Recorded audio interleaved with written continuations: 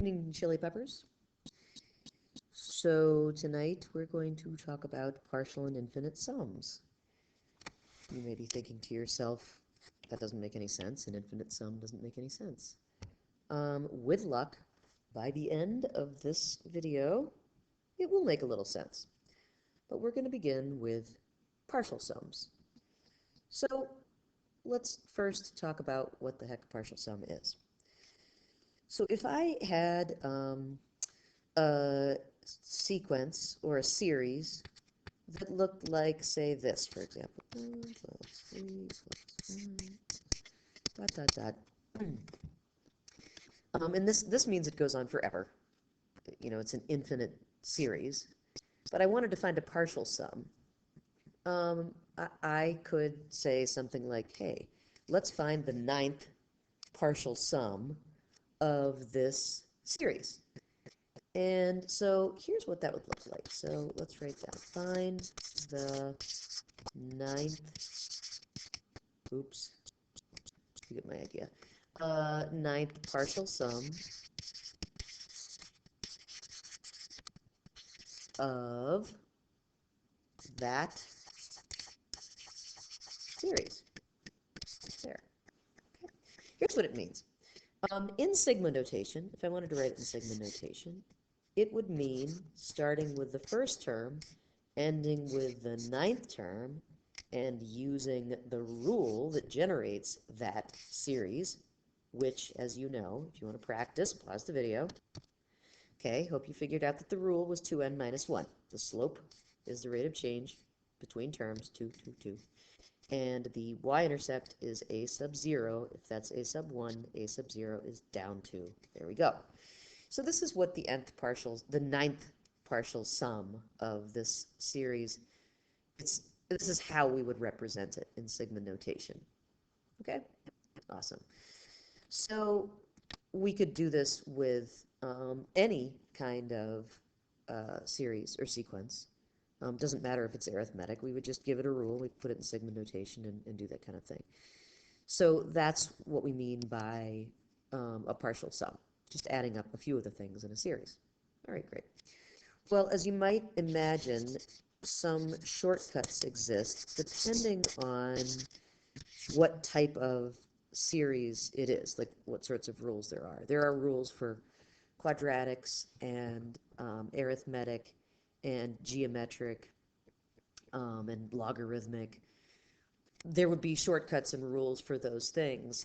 I'm only going to teach you and talk about the arithmetic shortcut for finding a partial sum because it's intuitive. You could figure it out even without me telling you what it is. So I'm going to help you along. I'm going to guide you along with that here. So finding an arithmetic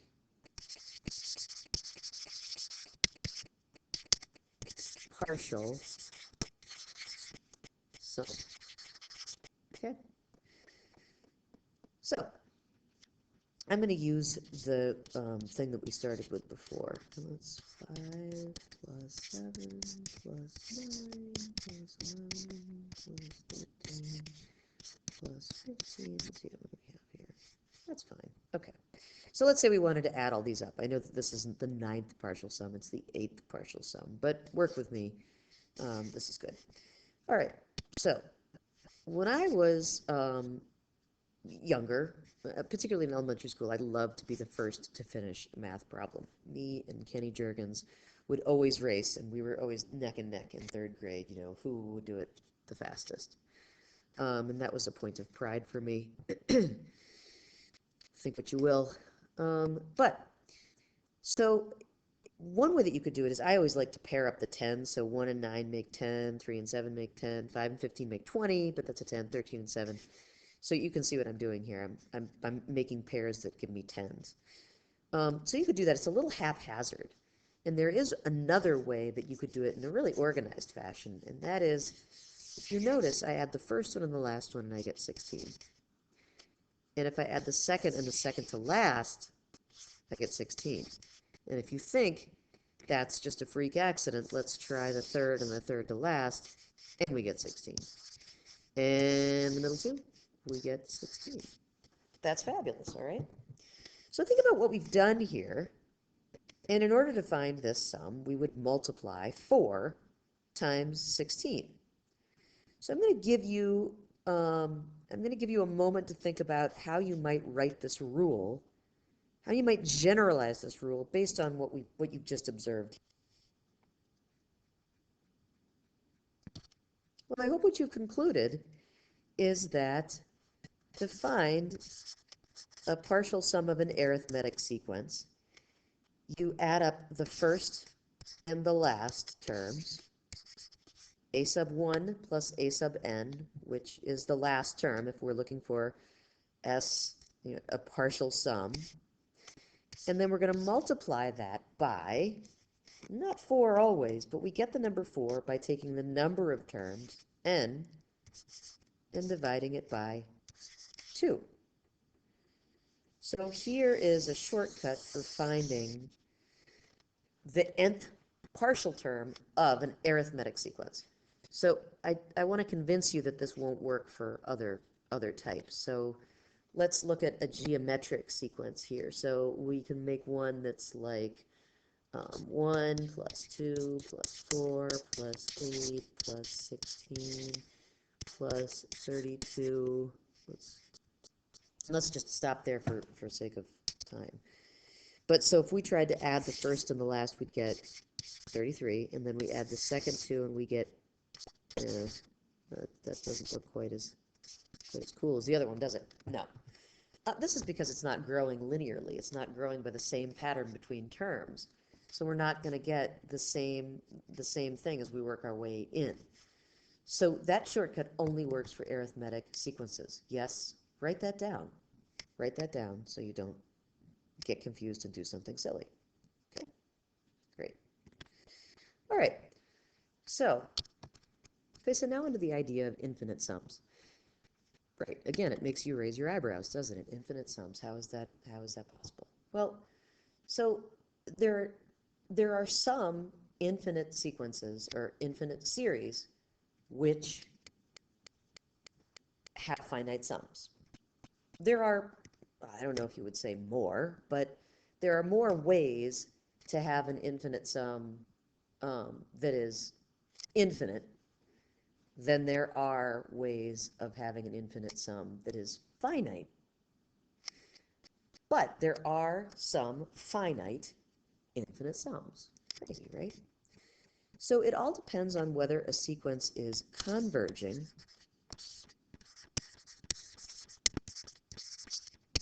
or diverging. Okay. So I'm going to give you some examples of converging and diverging sequences or series, and see if you can figure out what a converging series is and what a diverging series is. Okay, so here they are. This one here, I think you can see the pattern. This is arithmetic, right? And this is a diverging series. Okay, this one here. Now this one's increasing. This one is clearly decreasing. You may be thinking, maybe that's what she means by converging. But no, as a matter of fact, this is also diverging. This one here, going up. Okay, but it's different because it's geometric. Maybe geometric series are converging. Well, this one is diverging. Sad but true. This one, 124 4/5. This one, ladies and gentlemen, is a converging series. So take a moment and try to think about how this one is different from those. I'm going to give you a hint, and I'm going to pause it again. Think about end behavior. Think about end behavior as x approaches infinity. What's happening to each of these functions? And further, think about what graph these would make if these were our y values and n was 1, 2, 3, 4. 1, 2, 3, 4. Okay, these are our y values. So think about what our graphs look like and our end behavior. Okay, so maybe you thought about this. A diverging sequence or series is one where, as we get higher and higher in the series or sequence, the values of n, a sub n, approach either infinity or negative infinity. They go up, way up high, or way down low. A converging series is one where as x grows and grows and, or n, sorry, the position in the series grows and grows and grows and grows, our a sub n approaches a constant. And there's another way of visualizing that graphically, and that is a horizontal asymptote.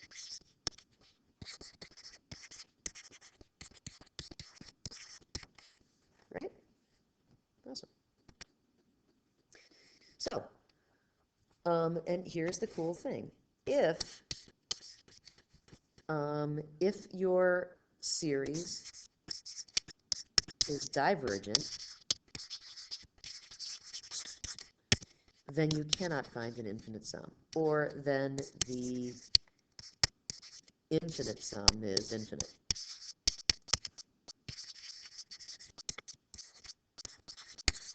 Okay? If it just keeps growing and growing and growing, you add them all up, it's going to be infinite. But if a sub n is convergent,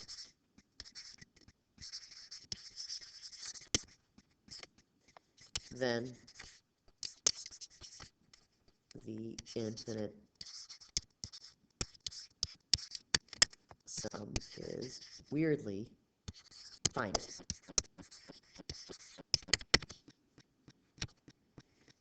As you might have surmised, linear or arithmetic sequences are always divergent.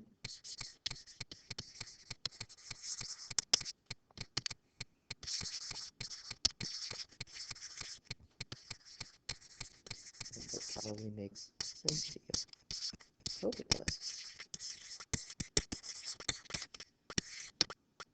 And geometric are sometimes divergent, but sometimes they are convergent.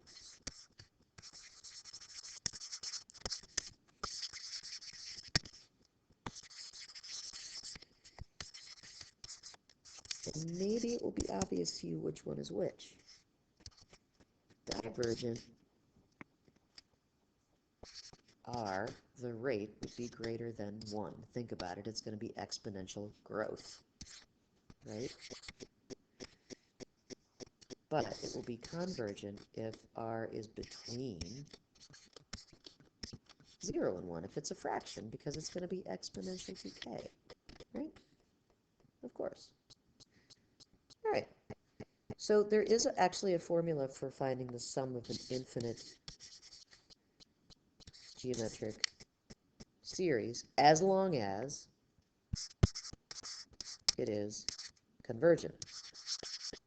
Sorry, that was terrible.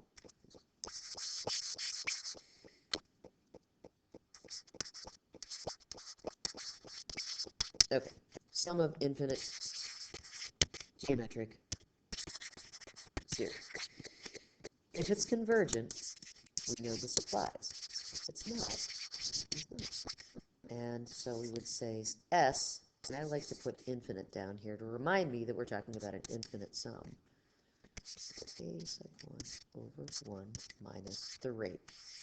So the first term divided by 1 minus the rate will give you the infinite sum. And I want you to think, if you're having difficulty conceptualizing of an infinite sum, I want you to think about me or you traveling from your dorm room to pi, classroom pi, okay? At some moment, you will be halfway there. And then at another moment, you'll be halfway there from the halfway point. You'll be, 3/4 of the way there, etc. And as you travel, you keep hitting a point that's halfway between the last halfway point and your destination. So we have this thing, like, here's you, dorm, and classroom pi, okay? So you get halfway, and then you get another halfway, and then you get halfway, and then you get halfway, and then you get halfway. Now, do you ever reach pi? You do, because here you are in pi, right? Or I mean, you do it frequently, every day. So it's a convergent sequence because our r is halfway, half of half, half of half of half, etc. But it's a finite distance. It's a finite distance from your dorm room to pi. It's not an infinite distance, even if we can keep dividing, keep dividing, keep dividing, keep dividing by half. There is a limit to that series. There is a limit to that, and that limit is going to be this thing here. So right now I'm going to give you some practice, and I'm going to have you read the problem, try the practice, and then check yourself. Okay, so express the seventh partial sum of the series, this series here, in sigma notation. So you have to come up with a rule, and then you have to figure out how to write it in sigma notation. Go. So I hope that's what you got. Okay? That's your rule. It's an arithmetic sequence, or a series, excuse me, and we're going from the first term to the seventh term. Bammo. Next, I want you to find the 50th partial sum of a sub n equals 3n plus 2. So you're looking for S50. That's how it would be denoted there. Now, don't be crazy and try to find each of those terms. This is arithmetic, so try to use that one. And I'm going to go away for a while. Okay, so for this one, it's an arithmetic. I know that because the rule is linear. So I can use my shortcut. Otherwise, you'd have a painful road ahead of you. So I found my first term, 5. Found my last term, a sub 50. There it is, 152. I add those up. I multiply by n, which is 50, divided by 2. Bam. There it is. Okay?